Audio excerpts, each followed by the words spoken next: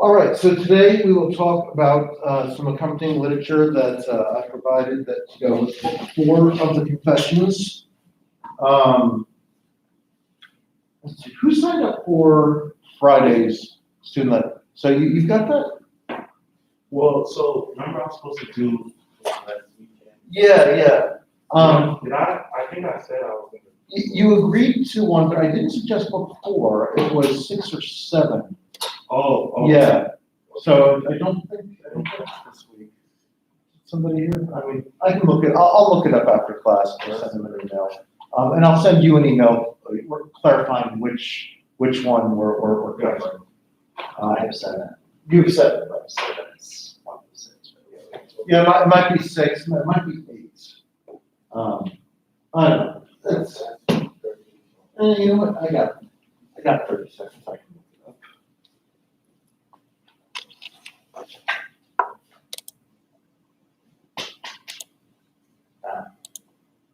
Is that a manly haircut that you go It is stage. to fulfill the manly theme of this class? Oh, so it's John. We were just talking about you.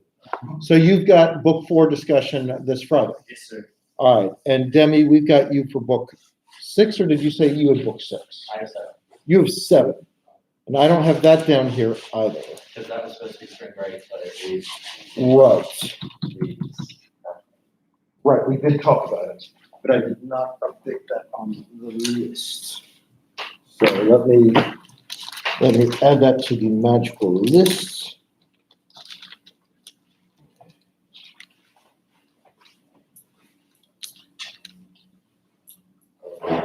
Oh, wait, so I've got you, I put you down for 8 is my problem. You wanted 7, right, Aaron? Let me double check the theme. I mean, you wanted the problem of evil, I right? did one problem. Yeah, that's gonna be book 7. And then I also have another one, that didn't do, so I just forgot what that one was. Yeah, that one was much later. That one was like Yeah, that was book 12 or something. Here, let me, but yeah, no, you got book Oh. 13. 13, yeah, Genesis. Good. So yeah, so we've got student presentations until the end of book 7, and then we got a bunch of empty ones. So anyone who wants to get some extra credits, you know, we've got books 8 through 12, between 8 and 12 open. Anyone who does a second one, I can give some substantial extra credit to. So feel free to take a look at what's available, which one might tickle your fancy, and just claim them. All of them. If well, let's see. Yeah, you can just sort of take over the class. Actually, you know, if you did the rest of them, maybe I could guarantee a night. I don't know. Let's.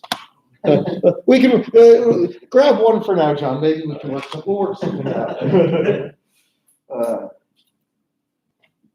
All right. All right. So where were we? All right. So book 4. John will do this Friday. Demi, we've got you for, what did I say now? Book 6. Book 6? Yeah, book 6. And I even have a date here for you, so you can write down the date. Yes, that is correct. I might have something March 5th. I don't know. I'll look that up later. I know I'm doing something. It's in the morning of March 5th. So I have to cancel my morning classes, but not this one. So you're all still on the hook for March 5th. I don't know about that. You gotta keep all of your classes in the same row, so it seems like there's one for all day. Wouldn't that be nice? All right, so for today, some things I've got to go with book 4. I had some more Manichaean literature here. The Fundamental Epistle of Mani, something from the Manichaean Psalms. Augustine's against the Fundamental Epistle of Mani. So we've got the former Manichaean criticizing his previous religion. We have the Cicero book on divination, where Cicero gives some reasons for rejecting augury in particular, which we saw Augustine do. And then we've got a sampling from Aristotle's Categories. So we've got a wide range of stuff today to to touch on various aspects of book four. All right, initial thoughts, observations. What did you see in these readings? What did you think was interesting, noteworthy? What did you like? What didn't you like? Where shall we begin? There's a lot of repetition in categories. That's all I gotta say. Oh, even as a huge Aristotle guy, I gotta say, the categories are important, but they're so freaking painful. I mean, it's like watching paint dry. Why can't we just identify what you're just gonna say, and then maybe have a paragraph on it? Like, essence is different from form. Here's why, period. Well, that sort of conciseness and systematic approach, that's like a later virtue. That's just not the way the ancients generally wrote about things. And Aristotle is actually one of the better ones. At least the things that he claims are at least plausible and systematically coherent with one another and such. But yeah, I always apologize to my students when I cite the categories, because I kind of have to because they're important. But it's kind of like reading the fundamentals of grammatical structure of English language. I mean, it's important in a certain sense, but it's not very interesting in itself. So yeah, I share that. I resemble that remark. John? With the Manichaean Psalms, it kind of feels like it's either them taking the Christian religion and kind of changing it for their own gain, or them just like trying to be Christian and just not really getting it. Yeah, so it's always interesting to see how these things sort of evolve, where whether it's just sort of an intentional appropriation, or if you just have exposure to fragments of something and you just kind of fill in the blank, or what. I mean, but this is often a problem with anything that has cultural influence, is people say, well, it's good to be aligned with that, but then I'm going to reimagine it in my own image, in my own liking. So yeah, the Manichaeans, I'm not sure what the whole story is. It reminded me of a thought experiment that we did in Religions of the West, I think, where imagine a future society that came back and read Tortoise and the Hare, and they would think, why were they racing rabbits and turtles just to see who won? Because they would have no concept of those fables. It seems as though these people just like saw Holy Spirit and Son and Father and were like, aha, let's turn these characters into something like Star Trek that has nothing to do with the rest of the storyline. That's what I thought. I mean, ripping things out of its context is, always a fascinating thing. I've always wanted to write a book, sort of a post-apocalyptic book, where there's only one book that survived, and they just make various allusions to it. And the punchline at the end of the book, at the end of the story, is that the book that they're basing their future on is like a 1980s Boy Scout handbook, which has lots of very practical tips on survival, but it also has sort of values orientation and some sort of very weak religious implications. And it would just be fascinating to, sort of have the punchline be, here's a book that culturally is not really that important, but what would it be to have like a whole society sort of venerate this work as if it was the fountain of all knowledge? Just out of curiosity, obviously Augustine is a pretty strong Christian once he comes around to it. Sure. How strong of a Manichaean was he? That's a good question. It's hard to say. Because in part, I don't have a strong enough contrast class. I don't know, these are the lame Manichaeans and where these are the devout ones. He writes as if he was fairly serious about it. But I guess he seemed, I would say he's serious enough about it in this sense. He wants to, so here to quote Fox Mulder, he wants to believe. And he wants to talk to sort of the higher up priests and apologists in the Manichaean structure. So as we'll see in Book 5, he's going to meet some of the higher up Manichaean bishops. So I'm going to say that's not a nominal guy when you're talking to the bishops of any particular religion. And he seems to write as if he tried to live it out. Again, what that looked like, it's hard for me to picture the difference between a devout Manichaean and a trivial one. But it's something that he seems to be choosing for himself, that he didn't inherit. And that usually has a cost with it. It's not just I kind of keep doing the stuff that I did when I was 12 that I didn't think about when I absorbed. So usually you don't do such things lightly. So yeah, I think it was somewhat serious.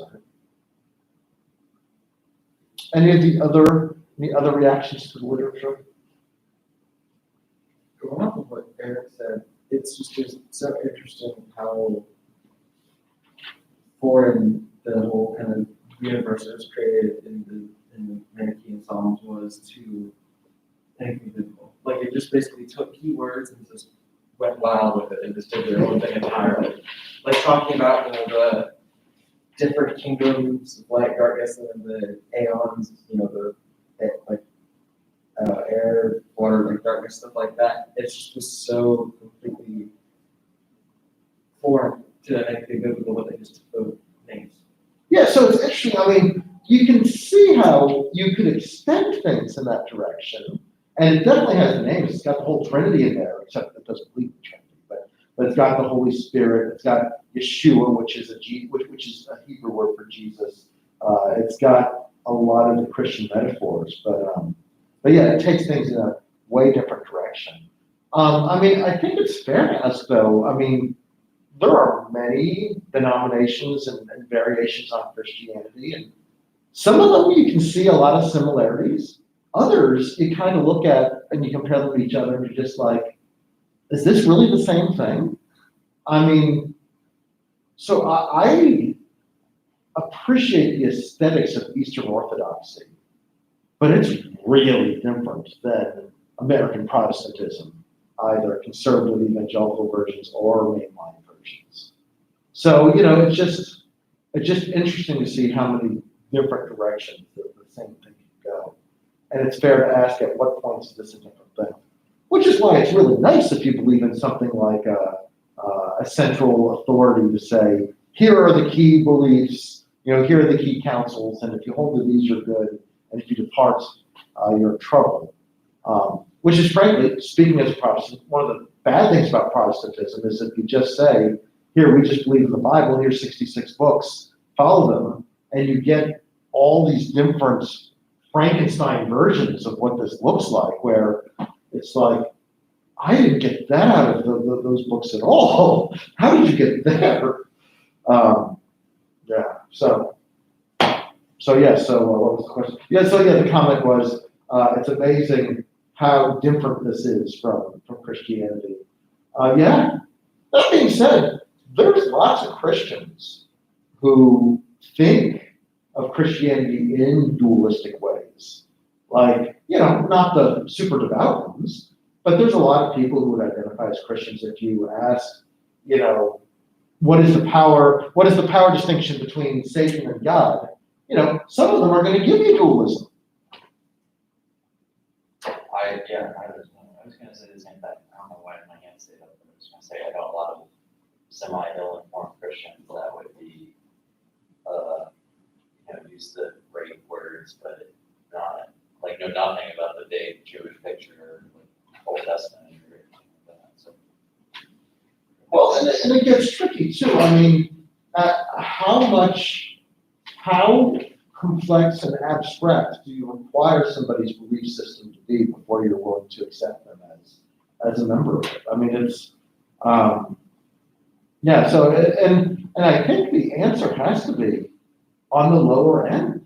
I mean, you can't demand that everybody has a deep understanding of things. Not if you want your religion to be accessible to normal average people. But on the other hand, if you don't exercise quality control of some sort, you know, you get these really mediocre exemplars of your faith, and that's also not good. So, you know, do you want to be so elitist do you want to have such high standards that nobody can get in, or are you willing to relax standards and you've got these idiots that are associating with you? I mean, this is what happens. I'm gonna say that that's kind of what God is. A mix. It's not just modern culture. It comes from just the language used, but the personification of God, where it's instead of an all-encompassing higher power of good, it is Morgan Freeman. Sure. Because we can all get the attraction of Morgan Freeman, who, you know, I mean, it's, you know, you can see there's a certain power and confidence and stability. I can see the attraction of that. On the other hand, you know, if that is literally your image of God, that's really far off. So, you know, I mean, and this is the challenge with religious symbolisms in general. I mean, this is why, you know, I'm tempted to be an iconoclast and just say, no graven images. All the images are bad because they bring God down.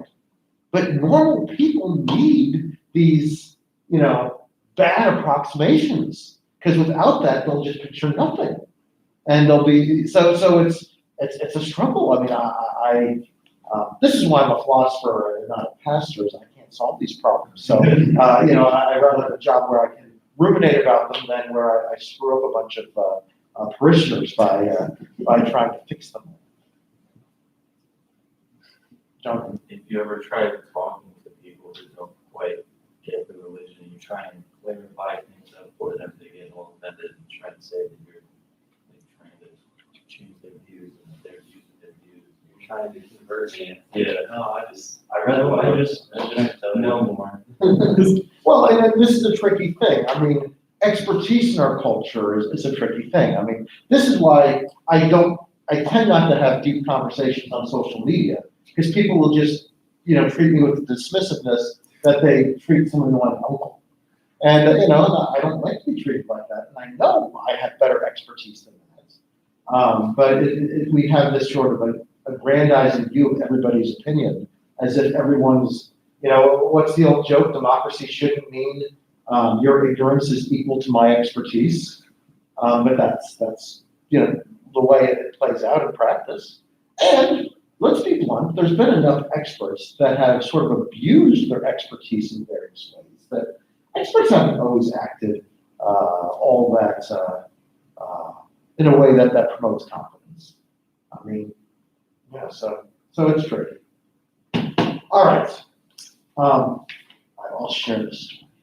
I once had a student who was thoroughly convinced that the proper biblical view is this: to achieve Christian salvation, one needs to be baptized by immersion into grape juice.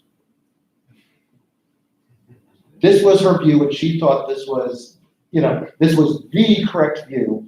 And it was a combination of several weird things. Now, baptismal regeneration is less weird than many people in our culture think it is. I mean, that's you know, something that appears periodically.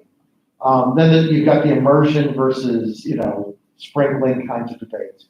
But you know what I want to say is, where the hell did you get grape juice from? And the grape juice came from, there is a lot of wine and water symbolism that go together in various parts of the Bible. But she also had this very, you know, extreme fundamentalist thread to her thinking. So wine can't mean wine. It can't mean alcoholic beverage, because Jesus doesn't like alcohol, apparently. So it had to be grape juice. And I'm just like, I think you're the first person. You know, I think you're the first person in history to come to that conclusion. Well done. You know, points for uniqueness and originality. So that was her individual view. It wasn't like the view of like whatever place she went. As far as I can tell, that was what she came up with all by herself. And when I informed her that I was knowledgeable on a wide range of historic and Christian views, and Orthodox, Catholic, Protestant, conservative, evangelical, medieval, ancient, and I don't think anybody ever believed that. It just kind of bounced off her as if, her crazy uncle had said, no, I don't think that's right. What are you gonna do? You can't win them all. You seen that video that it's pretty viral for a while? That it's like some Russian Orthodox priest was dunking that baby like super aggressively. He was like spin him around. Like, poor kid was getting waterboarded. Like, they're traumatized. There was a Game of Thrones religion that involved drowning and then reviving converts. That's the first image that comes to mind for me. So that sounds very sinister. All right. So what should we say about the Manichaean stuff? Here, the kingdom of light, on the one hand, consists in the 5 greatnesses, and they are the Father and his 12 aeons, and the aeons of the aeons, the living air, the land of light, the great spirit breathing in them, nourishing them with his light. But the kingdom of darkness also consists in 5 storehouses, which are smoke and fire and wind and water and darkness. Their counsel creeping in them, moving them and inciting them to make war with one another. So here we've got the light and darkness. They both have sort of 5 key principles or principalities, sort of equal and opposites. Heck, it sounds like something you could do, something out of like a mediocre sci-fi movie. So does it say that like the 5 different parts of the kingdom of darkness, they're fighting with each other? Or is he talking about the light and the dark fighting each other? I think the implication is that the light and the dark fight with each other. Although it's a little ambiguous. I mean, chaos can be at odds with itself. But from the larger viewpoint, I at the very least, it primarily means fighting against one another.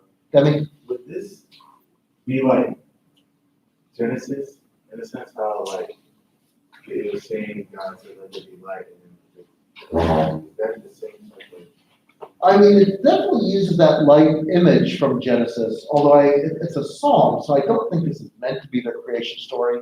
But I picked this one in part because I think it gave a nice outline of the contours. It gives you a feel of it. Pretty interesting that the darkness encompasses both fire and water. Hmm. You generally imagine, especially in biblical terms, water is usually a Sure. I'll say that it sounds a lot like the Babylonian creation story. This chaos was always darkness and water, and then chaos monsters were killed by the gods. And the gods have this everlasting responsibility to keep chaos out, which is water. Well, and I'll also add what they have in common is that these are the more material, physical things. So if you look at things associated with light, air, breath, these are very, these are the most immaterial things in material creation, whereas the things associated with darkness, smoke, fire, water, to a lesser degree wind, these are the more physical manifestations. And so I do, again, that Platonic style of evaluation sounds like there's something like it also going on. We've even got shepherd and lamb imagery. Now, of course, shepherd and lamb imagery is not unique to Christianity. We associate it because of the famous Bible stories that use it. But of course, any agrarian culture is going to be very interested in, shepherd and lamb imagery, and that's not really surprising. That's just kind of a staple of agrarian cultures. Let's see. I also like the fundamental epistle of Mani, which has a nice, succinct, almost creedal statements here.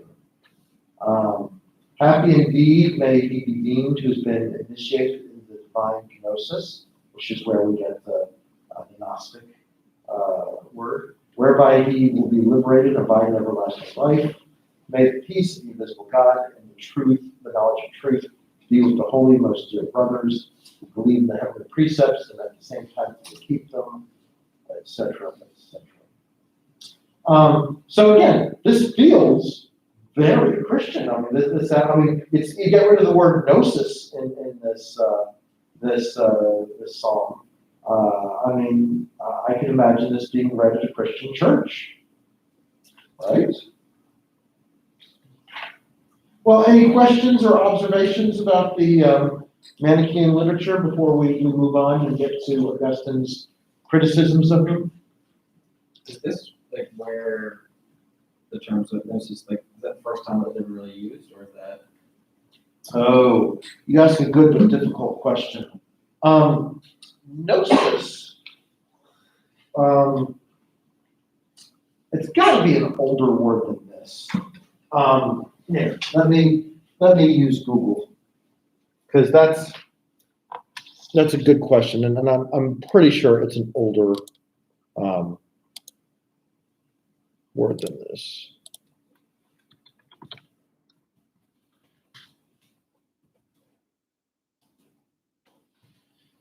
Let's see.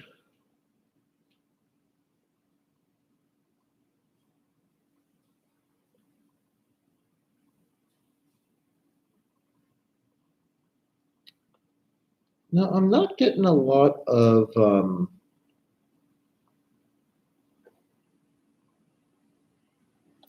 yeah, I mean, Gnostic is emphasis on the mystical and on the mysterious.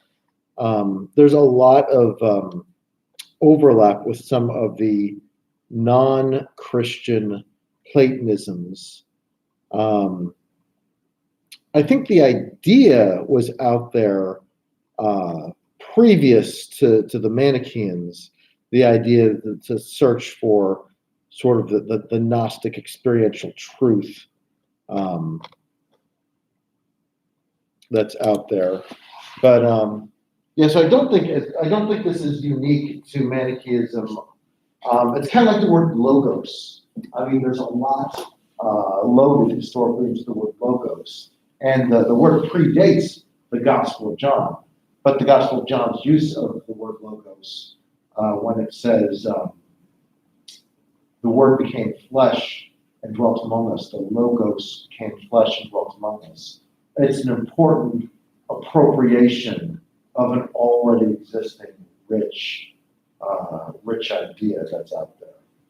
So yeah, the idea was around there previous to this. All right, well, let's get to Augustine.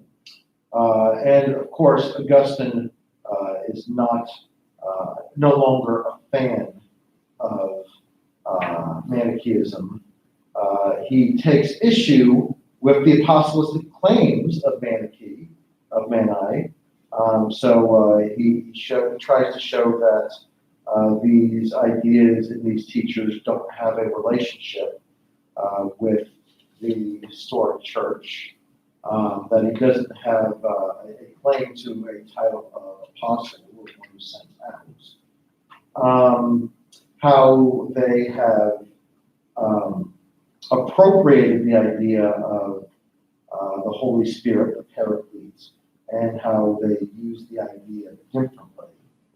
I should pause here. I will say one of the ideas I no longer discuss outside of a class of this level. I don't like to ask first and second year students to explain the Trinity, because they always get it wrong. Always. If you're lucky, they'll give you a version of modalism where they make it sound like one God keeps changing from the Father to the Son to the Spirit, but some aren't even that coherent. So all that to say, the language of the Trinity is very easy to appropriate and exploit as a result, because so few people can accurately articulate the doctrine to begin with. Probably the most important contemporary appropriation of Christian language occurs in Immanuel Kant's Religion Within the Bounds of Reason Alone, where he redefines all the traditional key Christian terms like original sin, like gospel, like the kingdom of God, and makes his religion a Christian sounding, but very non-traditional version of Christianity. And this has become very influential in contemporary, more liberal to progressive Protestantism. This is why secular progressives and Christian progressives believe almost exactly the same thing politically. It's because their values are both Kantian. If you ever want to read something that is very illuminating on where these ideas come from, Immanuel Kant's Religion Within the Bounds of Reasonable is very worthwhile read. Doesn't he view Jesus as like just the person, and like he's the blueprint or the ideal one person, that's the person we should be like? That's right. So Jesus, what's important about Jesus is no longer metaphysical sacrifice on the cross for the sins of mankind. What's important is Jesus, the moral exemplar. Live like Jesus. Now again, this sounds very much like Christianity on the one hand. I mean, the very conservative Christians were the ones that used to run around with the little silly bracelets that said WWJD on them. What would Jesus do? So they like that moral exemplar thread too. But what's important is what's missing, the failure to endorse the traditional doctrine of substitutionary atonement. I mean, that's huge. I mean, that rips, that rips some of the key claims out of several ancient councils.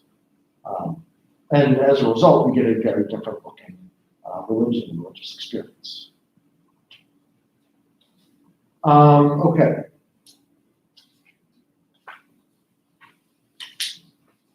The festival of the birth, the day of Manichaeus, when the Holy Spirit was sent.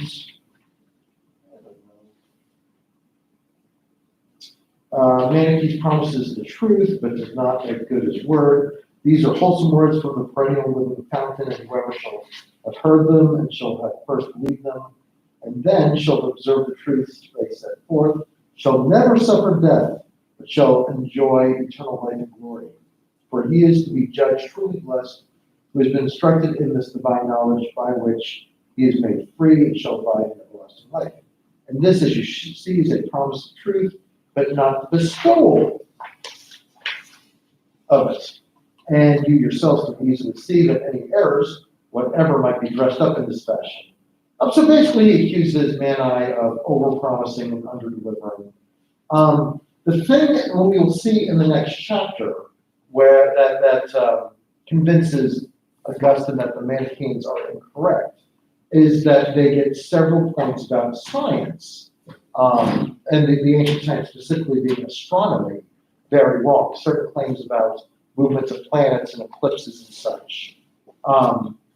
And once you've made these sort of unbreakable promises of everything I'm about to say is truth, once somebody thinks they found even one nuance of the problem, then you've got a real reason for skepticism.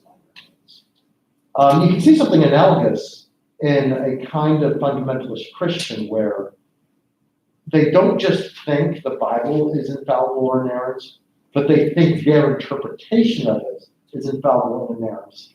And they start claiming really controversial things, like the earth is only 6,000 years old. They claim it's just not appear in the Bible, by the way. I mean, there's a way to get to it by adding up all the generations and stuff of the Old Testament characters over the years, but it's an inference of an interpretation at best.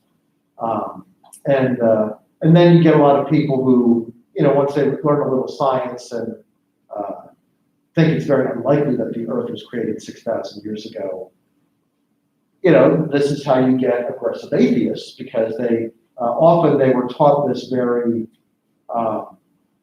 rigid but brittle variation of Christianity that fractures easily once some of the more contestable claims are examined.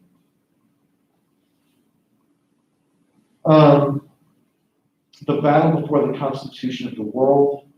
Again, here we have the use of the Adam and Eve characters. For had they arrived at a clear knowledge of the generation of Adam and Eve, they would not have remained liable to corruption and death. Here then is a promise to us of clear knowledge of the matter, so that we shall not be liable to corruption and death. And if this does not suffice, see what follows necessarily, Manna says, many things have been said by way of preface before a discovery of this mystery free of all uncertainty can be made. This is precisely what I asked for, to have such evidence of the truth as to free my knowledge of it from all uncertainty.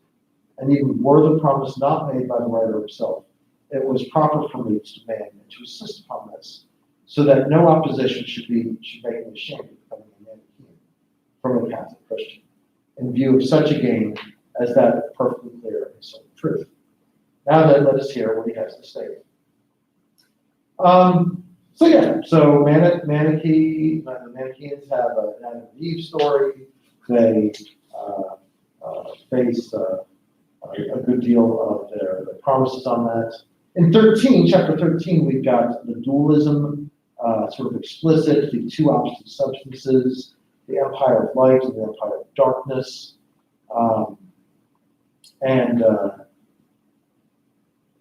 Again, this is going to be one of the points that Augustine is going to be deeply critical of. Because ultimately, you can't explain the origins of evil other than it's always been. All right. Any observations here before we move on to Cicero?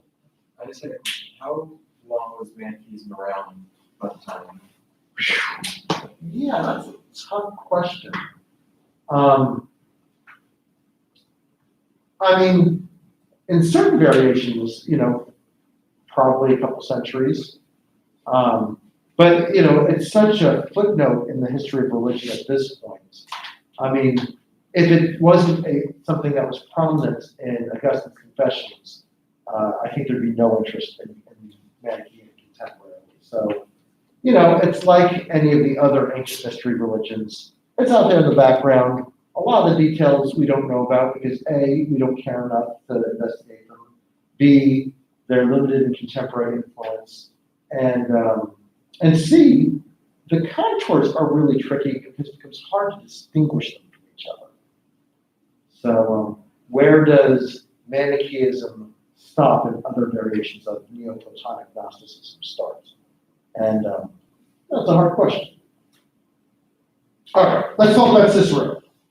So this is almost certainly the source of Augustine's reluctance to indulge in augury as a college student in his 20s. And Cicero wrote quite a bit, sort of gives a history of divination, its pros and cons. And I think the main cons he has are this. Divination seems to have been proven to be unreliable. And where the divination type predictions do become true, there's non-supernatural ways to explain it. Much like contemporary astrology or fortune tellers or what were those hotlines that you were supposed to call? What was the funny one that went bankrupt? Anyway, there was a really funny one that you're supposed to call and talk to somebody for like $10 a minute that would say, tell your fortune, and, give you future-oriented advice. And of course, if anybody really, it takes like 30 seconds to realize this. If anybody ever really did have this supernatural gift, they wouldn't use it giving out silly advice on the phone. They'd use it to benefit themselves, to invent the next iPad, or win a lot of money at the races or sports betting or something like that. And certainly they wouldn't run an overpriced hotline. That seems self-refuting. So Cicero gives a history of divination. I really like that you can see some really Roman pride in Cicero if you read this closely. So it basically says the Greeks came up with divination, but the Romans perfected it. We named it, we took it in new directions. And I don't think he's being sarcastic, although he's not going to approve of it ultimately. So you'll remember Cicero was someone Augustine was a fan of and thought well of. So Cicero, even while Augustine was a Manichaean, Cicero is going to outline sort of the contours of good sense. I think that's safe to say. Shall we talk a little bit about that? Do we have any interesting questions about that, or should we just plow on to Aristotle's categories?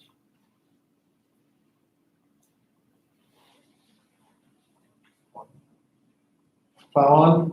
Play on. All right.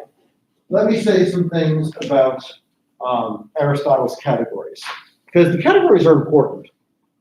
In fact, a lot of historical theology presupposes that you have some knowledge of the categories, or at least an approach to philosophy, something like that. So there are 10 categories, and the most important, most foundational one for Aristotle is called substance. And substance is what individuates one thing or entity from another. Substance does not have to be material, though. There's such a thing as immaterial substance. So, here, let's talk about the Trinity and what the idea of substance has to do with the Trinity. The Trinity is the idea of one eternal God existing as three distinct persons, three distinct and equal persons, three distinct, co-eternal, and equal persons.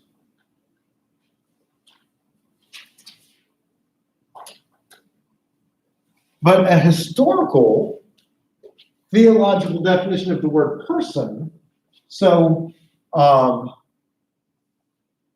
actually sometimes it's one eternal divine substance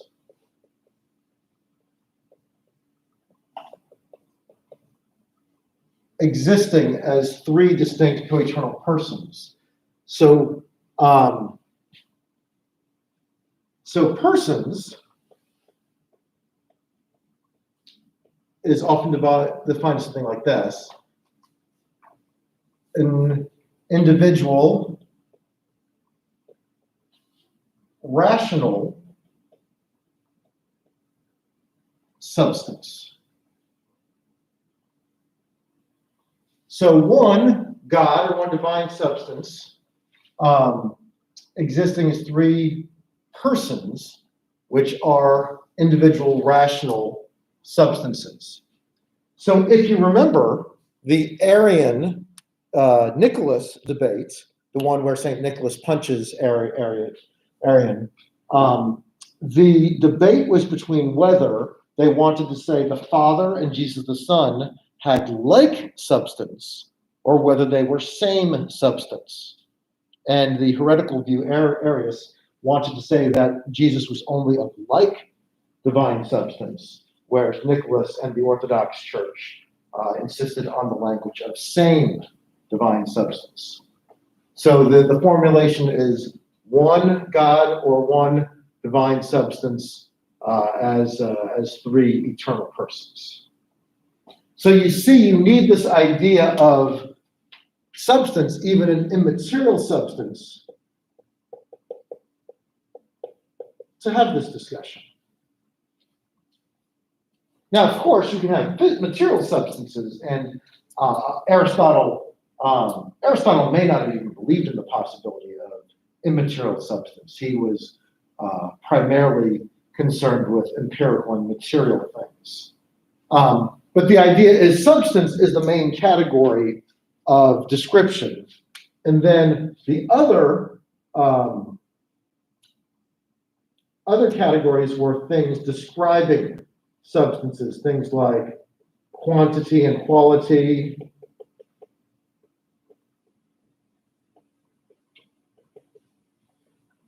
things like time and place. So these are all descriptive things about substances. How large, quantity, what is it like, quality, where is it located spatially, place, where is it located temporally, time. Error.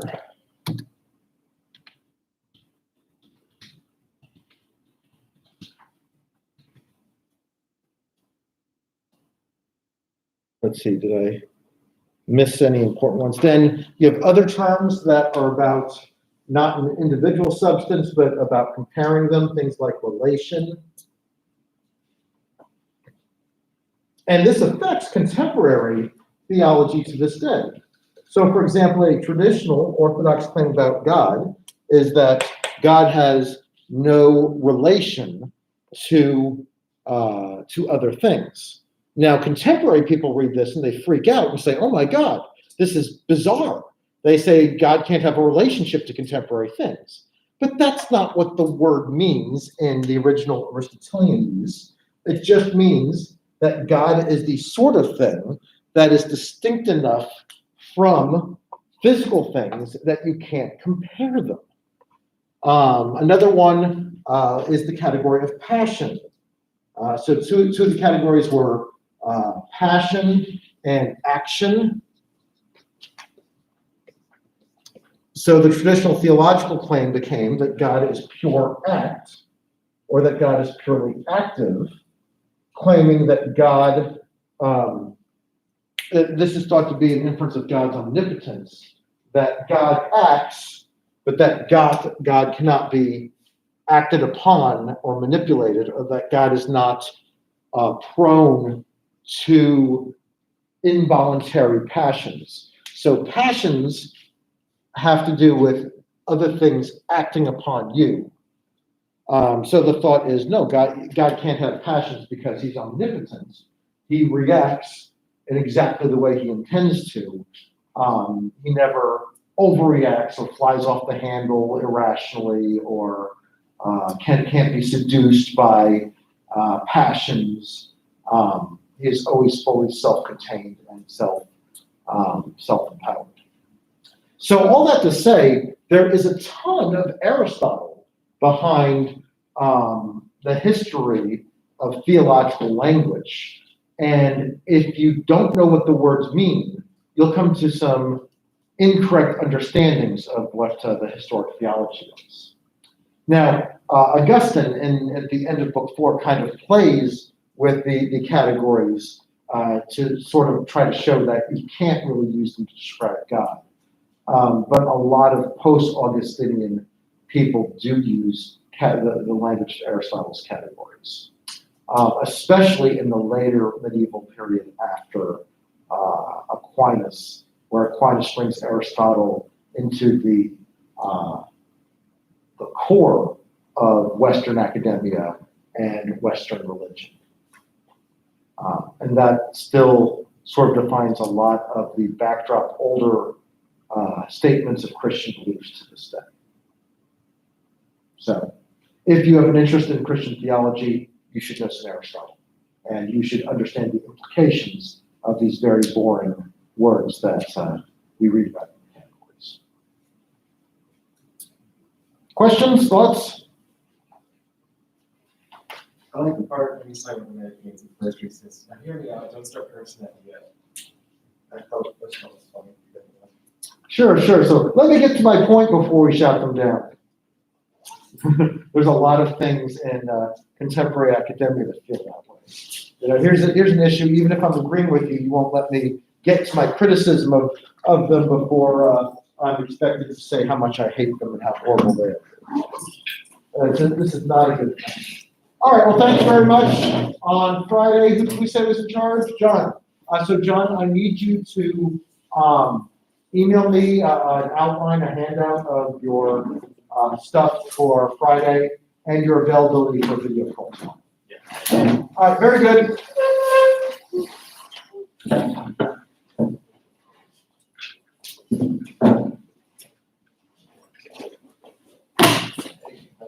Thank you. You too.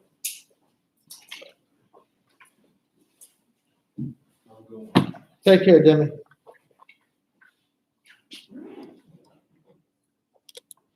Thank you.